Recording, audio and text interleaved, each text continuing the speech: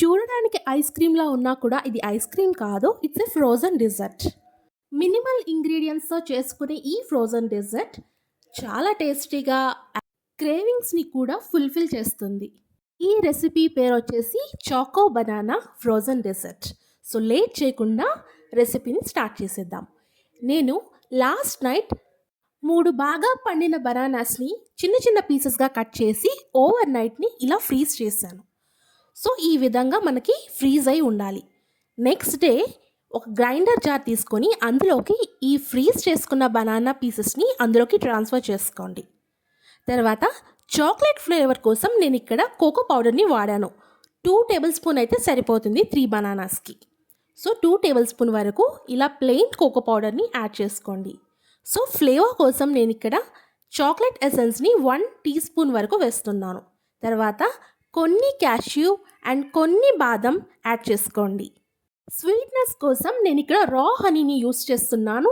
But sugar అయినా use చేయొచ్చు. Already banana స్వీట్గానే ఉంటుంది కాబట్టి నేను ఇక్కడ హనీని ప్రిఫర్ చేశాను.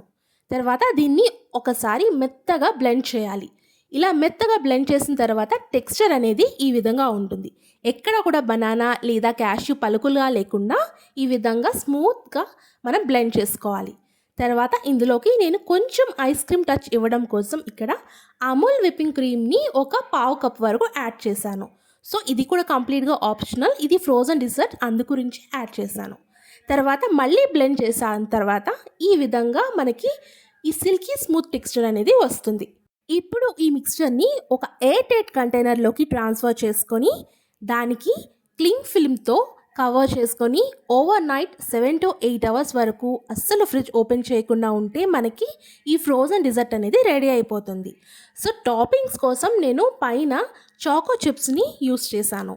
సో మీరు ఇది కంప్లీట్గా ఆప్షనల్, ఇష్టం అంటే యూస్ చేయొచ్చు. పర్ఫెక్ట్ ఐస్ క్రీమ్ టెక్స్చర్ రావాలి అంటే జిఎంఎస్ పౌడర్ అని ఉంటుంది. అది ఎలా యూస్ చేయాలి, కరెక్ట్గా మనం షాప్లో కొన్న ఐస్ క్రీమ్ ఎలా చేయాలి అనేది అప్కమింగ్ వీడియోస్లో నేను చేసి చూపిస్తాను. సో ఇది ఓవర్ నైట్ ఫ్రీజ్ చేసిన తర్వాత నెక్స్ట్ డే ఎలా ఉందో చూపిస్తాను, చూసేయండి. ఫ్రిడ్జ్ నుంచి తీసిన తర్వాత ఒక 5 to 7 మినిట్స్ అలా బయటికి వదిలేస్తే మనకి కొంచెం మెల్ట్ అయి ఉంటుంది. అప్పుడు మనం స్పూన్తో ఇలా స్కూప్ చేసేస్తే ఈజీగా ఐస్ క్రీమ్ లాగా డీమోల్డ్ అయిపోతుంది. చూడండి, అస్సలు డిస్టర్బ్ చేయకుండా ఇలా ఫ్రీజ్ చేస్తే ఈ విధంగా మంచిగా గడ్డ కడుతుంది. ఈ ప్రొసీజర్ కూడా ఈజీగా అనిపిస్తుంది. మీకు కూడా నచ్చితే ఖచ్చితంగా ట్రై చేయండి. అండ్ నేను సర్వ్ చేసేటప్పుడు ఎక్స్ట్రా చాక్లెటీ ఫ్లేవర్ కోసం ఇక్కడ నేను చాక్లెట్ సిరప్ని అండ్ చాకో చిప్స్ని యాడ్ చేశాను.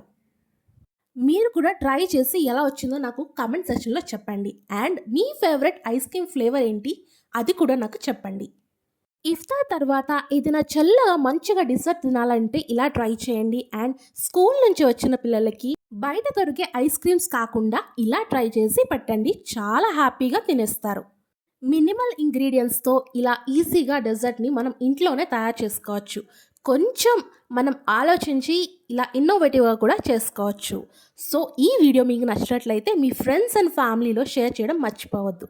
Thanks for watching. Like, share and subscribe.